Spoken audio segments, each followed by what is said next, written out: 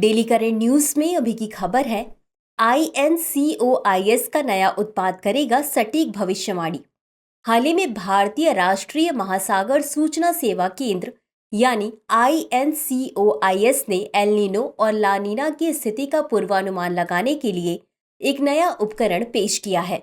बता दें कि इस उपकरण का नाम बेयसियन कन्वोल्यूशन न्यूरल नेटवर्क यानी BCNN रखा गया है। चलिए अब जानते हैं एल नीनो और ला नीना की स्थिति के बारे में। एल नीनो और ला नीना भूमध्य रेखीय प्रशांत क्षेत्र में समुद्र के तापमान में बदलावों के कारण होने वाली जटिल मौसम पैटर्न है। यह एल नीनो दक्षिणी दोलन यानी ENSO चक्र के विपरीत चरण है। ENSO चक्र पूर्व मध्य भूमध्य रेखीय प्रशांत क्षेत्र में महासागर और वायुमंडल के बीच तापमान में उतार चढ़ाव का वर्णन करता है।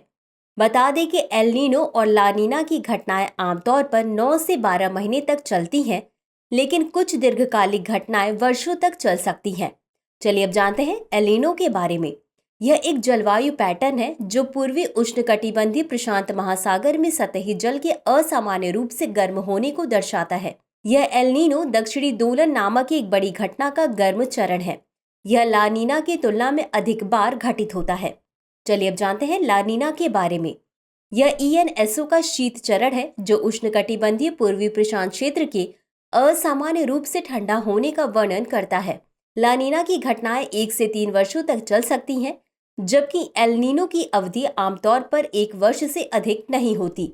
दोनों घटनाएं उत्तरी गोलार्ध में सर्दियों के दौरान चरम पर होती हैं।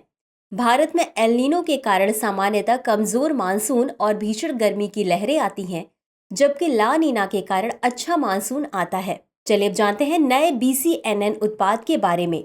इसे भारतीय राष्ट्रीय महासागर सूचना सेवा केंद्र ने एल नीनो और ला नीना स्थितियों के उभरने की भविष्यवाणी करने के लिए विकसित किया है। यह 15 महीने के लीड टाइम में एल नीनो और ला नीना की स्थिति के उभरने का पूर्वानुमान लगाने में मदद करता है। गौरतलब है कि अन्य मॉडल 6 से 9 महीने पहले ही पूर्वानुमान दे सकते हैं। यह नया उत्पाद आर्टिफिशियल इंटेलिजेंस, डीप लर्निंग और मशीन लर्निंग जैसी नवीनतम तकनीकों का उपयोग करता है।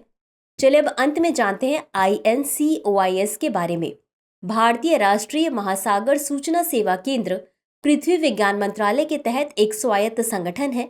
इसकी स्थापना वर्ष 1999 में की गई थी। इसका मुख्यालय हैदराबाद में स्थित है। इसका मुख्य उद्देश्य मौसम, जलवायु और जोखिम की भविष्यवाणी से संबंधित सूचना तंत्र का विकास एवं सुधार करना है। अंत में देखते हैं आज के अभ्यास प्रश्न को। निम्नलिखित कथनों पर विचार कीजिए। 1. BCNN 15 महीने के लीड टाइम में एल नीनो और ला नीना की स्थिति का पूर्वानुमान लगाने में सक्षम है। 2. INCOIS की स्थापना वर्ष 1999 में की गई थी। उपर्युक्त में से कौन सा या कौन से कथन सही है या सही है? A केवल 1, B केवल 2, C 1 और 2 दोनों, D न तो 1 न ही 2। इस प्रश्न का सही उत्तर कमेंट बॉक्स में जरूर दें। अभी के लिए बस इतना ही। धन्यवाद।